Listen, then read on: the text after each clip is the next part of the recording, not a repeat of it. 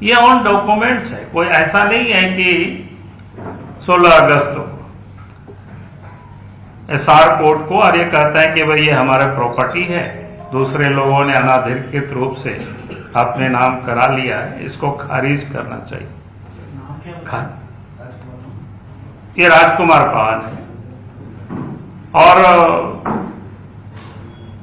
यानी उनको जमीन से ना निकाला जाए, उनको जमीन वापस किया जाए, जो दूसरे लोगों ने उसको किया है उन्होंने 16 तारीख को।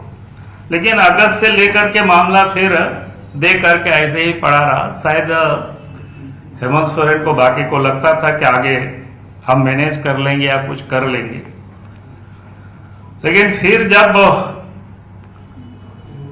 एडी पर नोटिस होने लगा, मामला जब आगे बढ़ा तो 9 जनवरी को जो एसआर कोर्ट से उसको क्या कहते हैं, क्षेत्रीय अधिकारी, यानी हमें लगता है क्षेत्रीय अधिकारी से तात्पर्य अंचल से ही उनको लिखा गया और फिर उन्होंने सर्किल इंस्पेक्टर को यानी सीआई को उसी दिन 9 तारीख को ही वहां से चिट्ठी आगे बढ़ा दिया सर्किल इंस्पेक्टर को कि भाई इस जमीन के संदर्भ में आप जांच पड़ताल करके हमें दीजिए ताकि वो निर्णय दे सके। फिर 11/1/2024 को उन्होंने अपनी रिपोर्ट सबमिट कर दिया है और उसमें उन्होंने कहा है कि भाई यह जमीन चारों तरफ से बाउंड्री है, वहां संतोष पाहन और वहां क्या बोलते हैं 5-6 साल से वो अपने एक परिवार के साथ माने वहां लोग रहते हैं और उन्होंने कहा कि ये पाहन परिवार के नाम दर्ज है। ये जमीन भूमिहारी होने के कारण बेची नहीं जा सकती है। उन्होंने यह भी बताया कि पंजी 2 के अनुसार अभी यह जमीन 17 लोगों के नाम दर्ज है। तो ये इन्होंने 11 तारीख को रिपोर्ट दिया, वहां सब जांच पड़ताल करके, और उसी दिन इन्होंने रिपोर्ट को आगे भेज दिया जहां से आया था क्षेत्रीय पदाधिकारी को। और इसके बाद आप सबको ध्यान में होगा कि 29 जनवरी को हेमंत सोरेन जी कहां गए थे। आप सबको ध्यान में है कि बता देना पड़ेगा? हाँ? दिल्ली गए थे, ध्यान में है ना? तो 29 तारीख को ही एसआर कोर्ट से ये फैसला भी आ गया और फैसला ही नहीं आया, मैंने क्या कहते हैं विशेष विनियम पदाधिकारी ने जमीन को उसके खतियानी मालिक को सौंपने का आदेश पारित किया।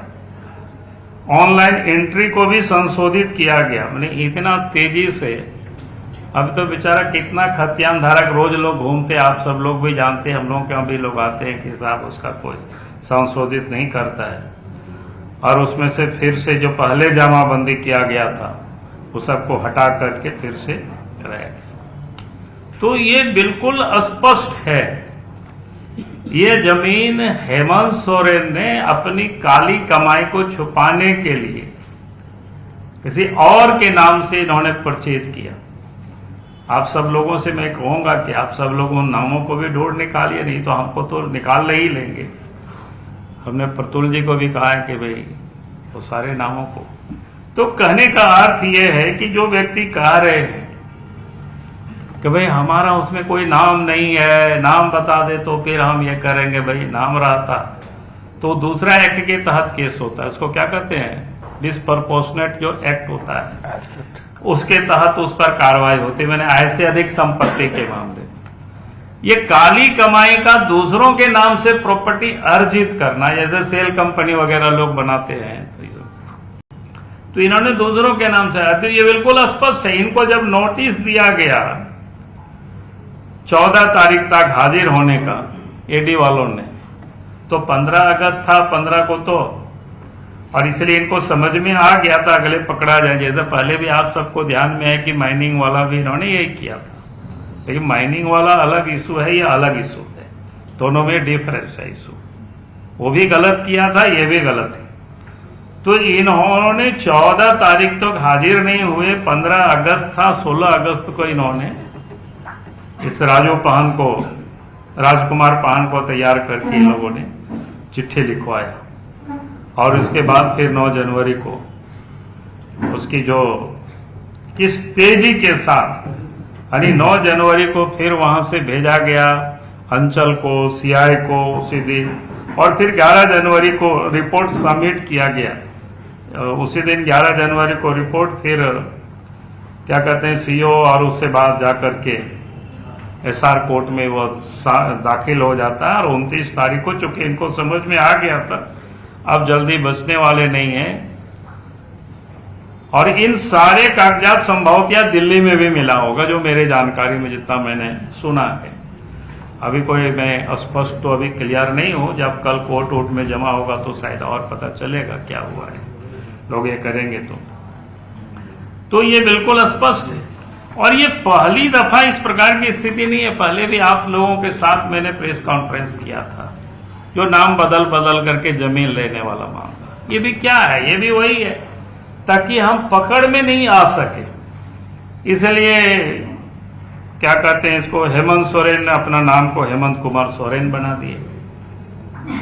पिताजी का शिबू सोरेन था, उसमें शिव सोरेन कर दिए। भाई का दुर्गा सोरेन को दुर्गा प्रसाद सोरेन, बसंत कुमार सोरेन, पिताजी शिव सोरेन। यानी ये परिवार किस प्रकार से, कितनी चालाकी से, यानी ये समझता है बाकी लोग कुछ भी नहीं समझते होंगे, और ताकि वो कहीं पकड़ में नहीं आवे, तो इसलिए ये सारे मैनिपुलेट जिसको बोलते हैं ना, क्या अंग्रेजी में इसका क्या शब्द है, इस सबको ये करके लोगों को दिखाना।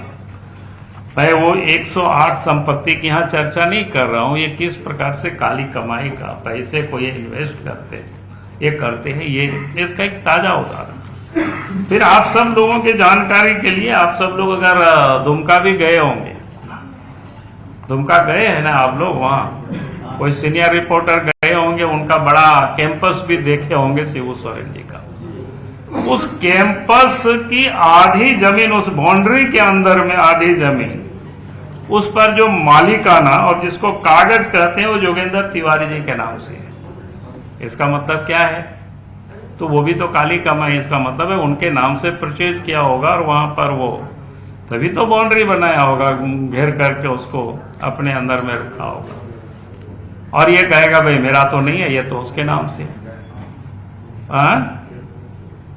तो ये जो स्थिति है इनकी, तो कई एक सवाल, एक तो हम कहेंगे कि भाई आप बाउंड्री वाल देख लीजिए, आखिर बाउंड्री वाल को किसने बनाया, जाकर के आप सब लोग पूछ सकते हैं, इतना बड़ा बाउंड्री वाल है, क्योंकि जमीन एक आदमी का नहीं है, आखिर इतना बड़ा बाउंड्री वाल है, उस जमीन में जाएंगे 8-8.5 एकड़ जमीन का बाउंड्री वाल, फिर उसमें से तालाब भी बना हुआ है, सब कुछ तो सारे लोग बताएंगे। फिर आप सब लोगों को कहेंगे कि वो जो 17 लोगों के नाम से रजिस्ट्री हो, उन लोगों को भी ढूंढना चाहिए, आप लोगों को थोड़ा काम करना चाहिए, आप लोगों का भी ये काम है, हमारा तो है ही काम, हम तो करें। और फिलहाल इस बुलेटिन में अभी के लिए बस इतना ही। आप देखते रहिए न्यूज़ 18 बिहार झारखंड।